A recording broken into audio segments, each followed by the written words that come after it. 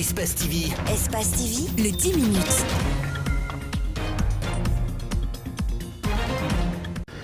La Cour constitutionnelle a organisé à Koya du 22 au 24 décembre 2015 une retraite à l'issue de laquelle le règlement intérieur a été révisé avec la création d'une commission financière dotée de plus larges pouvoirs dans la gestion du patrimoine de la Cour. 7 de 9 membres ont signé le dit document. À compter de cette date, la Cour a été paralysée, les 7 membres refusant de participer aux audiences. Pas seulement la mise en place d'une commission financière au sein de la Cour constitutionnelle, son discours lors de la prestation de serment du chef de l'État en 2015 explique selon Kelefa cette bisbille au sein de la haute juridiction du pays. Une conférence de presse qui est à l'image d'un aveu. Son animateur ressort aussi les conditions dans lesquelles 2 conseillers venant de l'Institution nationale indépendante des droits humains ont fait leur entrée à la Cour constitutionnelle. L'examen du dossier des 2 représentants de l'INID fait apparaître clairement qu'ils ne satisfont pas à une condition majeure édictée par l'article 100 de la Constitution qui dispose: la Cour constitutionnelle comprend 9 membres âgés de 45 ans au moins, soient pour leur bonne moralité. Le président contesté se demandait si le comportement des membres de la Cour n'est pas une indignité et à défaut, un parjure les rendant inaptes à exercer leurs fonctions. Kelefa Sall dit n'avoir aucun reproche. Pourtant, un décret confirmant sa destitution est sorti quelques heures après sa conférence de presse. C'est un rapport de 165 pages intitulé « Quels bénéfices en tirons-nous » que Human Rights Watch a présenté aux journalistes. Il dépeint l'impact des sociétés minières, notamment SMB et CBJ, dans l'exploitation des mines à Boki. Le rapport décrit également les dégâts causés par l'expropriation des terres agricoles sans indemnisation et la gestion opaque des ressources. Ça constate que le gouvernement de la Guinée, en tentant de saisir une partie du marché de la bauxite ces dernières années, s'est focalisé sur cette croissance et a souvent mis les droits de communauté au second plan. On voit ça dans la zone de Boké, d'abord avec les tensions sociales qui s'imposent dans la zone.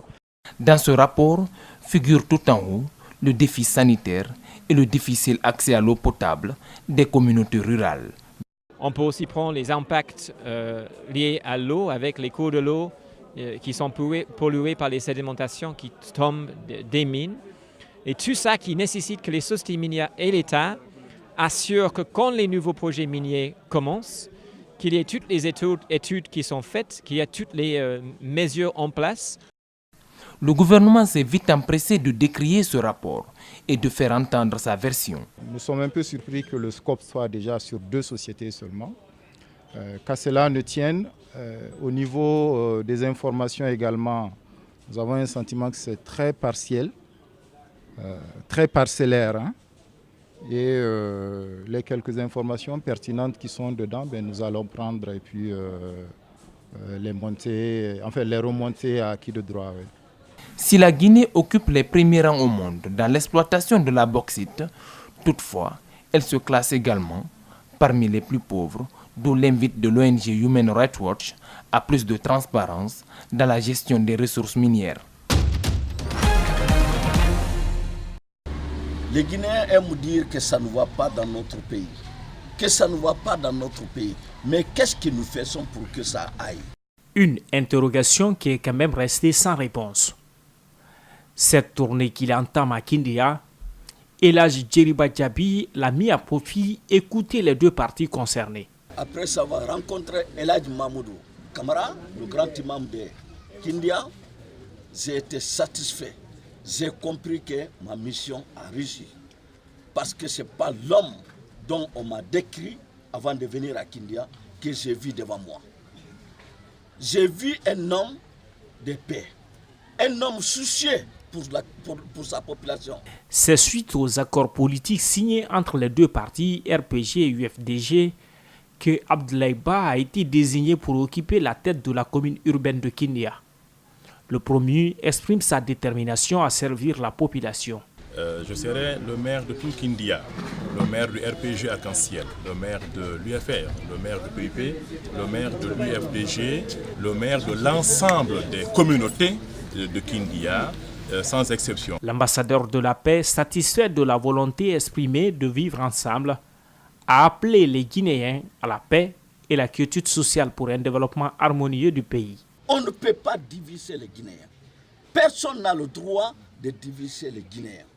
La politique n'a pas le droit, Erlisson n'a pas le droit, même nous les marabouts, nous n'avons pas ce droit.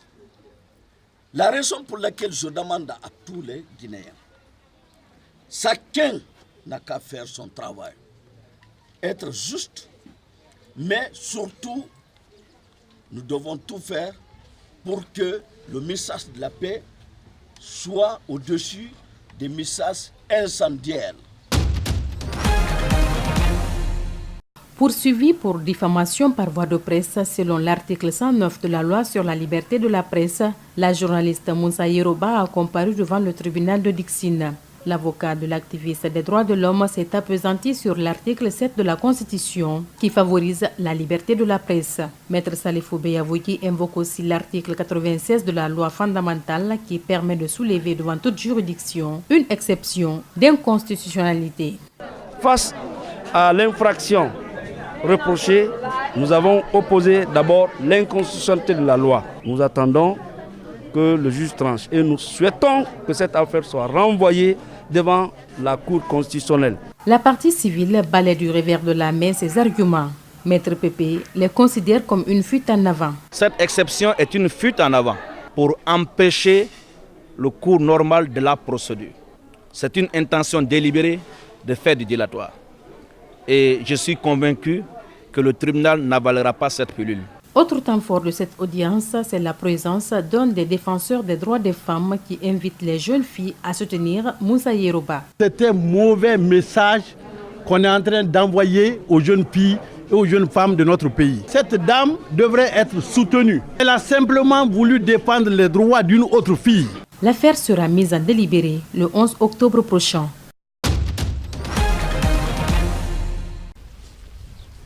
Comme un petit air d'Italie au sud du Massif central. Dans le champ de Francis Boni, ces bufflonnes remplacent les vaches de race salaire.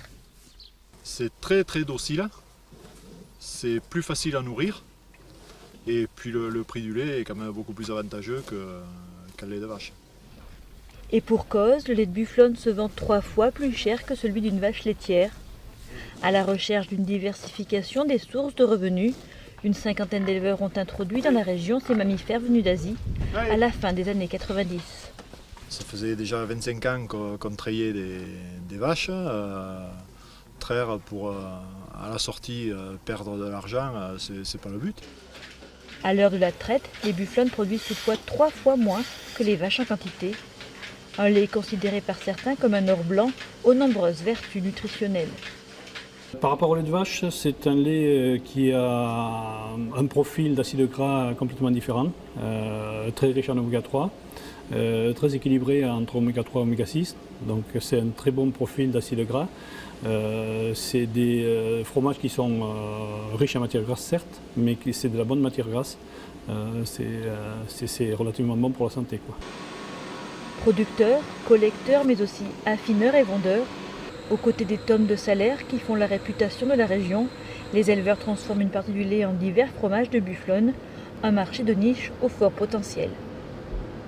Des lancements de produits prochainement sur de la tome et de la tomette, et puis d'autres projets qui sont dans les cartons pour vraiment valoriser ce lait qui est atypique et qui permet d'avoir des fromages avec beaucoup de goût, avec le côté suave, crémeux, qui sont vraiment notre point fort. Face à une demande croissante, le groupement prévoit d'agrandir son cheptel, aujourd'hui le plus gros de l'Hexagone. Objectif, installer définitivement la bufflonne dans le paysage français et pourquoi pas faire de la fameuse mozzarella di bufala un produit made in France.